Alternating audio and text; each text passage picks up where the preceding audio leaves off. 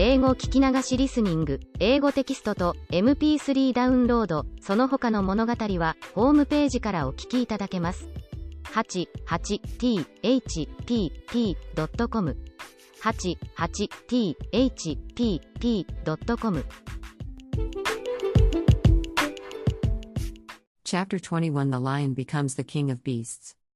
After climbing down from the China Wall, the travelers found themselves in a disagreeable country, full of bogs and marshes and covered with tall, rank grass. It was difficult to walk without falling into muddy holes, for the grass was so thick that it hid them from sight. However, by carefully picking their way, they got safely along until they reached solid ground. But here the country seemed wilder than ever, and after a long and tiresome walk through the underbrush they entered another forest, where the trees were bigger and older than any they had ever seen. "This forest is perfectly delightful," declared the lion, looking around him with joy. "Never have I seen a more beautiful place." "It seems gloomy," said the scarecrow. "Not a bit of it," answered the lion. "I should like to live here all my life. See how soft the dried leaves are under your feet and how rich and green the moss is that clings to these old trees. Surely no wild beast could wish a pleasanter home." "Perhaps there are wild beasts in the forest now," said Dorothy. "I suppose there are," returned the lion, "but I do not see any of them about." They walked through the forest until it became too dark to go any farther. Dorothy and Toto and the lion lay down to sleep, while the woodman and the scarecrow kept watch over them as usual.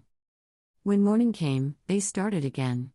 Before they had gone far, they heard a low rumble, as of the growling of many wild animals. Toto whimpered a little, but none of the others was frightened, and they kept along the well-trodden path until they came to an opening in the wood, in which were gathered hundreds of beasts of every variety. There were tigers and elephants and bears and wolves and foxes and all the others in the natural history, and for a moment Dorothy was afraid. But the lion explained that the animals were holding a meeting, and he judged by their snarling and growling that they were in great trouble. As he spoke, several of the beasts caught sight of him, and at once the great assemblage hushed as if by magic. The biggest of the tigers came up to the lion and bowed, saying, "Welcome, O King of Beasts. You have come in good time to fight our enemy and bring peace to all the animals of the forest once more." "What is your trouble?" asked the lion quietly. "We are all threatened," answered the tiger, "by a fierce enemy which has lately come into this forest. It is a most tremendous monster, like a great spider, with a body as big as an elephant and legs as long as a tree trunk. It has 8 of these long legs, and as the monster crawls through the forest he seizes an animal with a leg and drags it to his mouth, where he eats it as a spider does a fly. Not one of us is safe while this fierce creature is alive, and we had called a meeting to decide how to take care of ourselves when you came among us." The lion thought for a moment. "Are there any other lions in this forest?" he asked. "No, there were some, but the monster has eaten them all. And, besides, they were none of them nearly so large and brave as you. If I put an end to your enemy, will you bow down to me and obey me as king of the forest?" inquired the lion. "We will do that gladly," returned the tiger, and all the other beasts roared with a mighty roar, "We will." "Where is this great spider of yours now?" asked the lion. "Yonder, among the oak trees," said the tiger, pointing with his forefoot.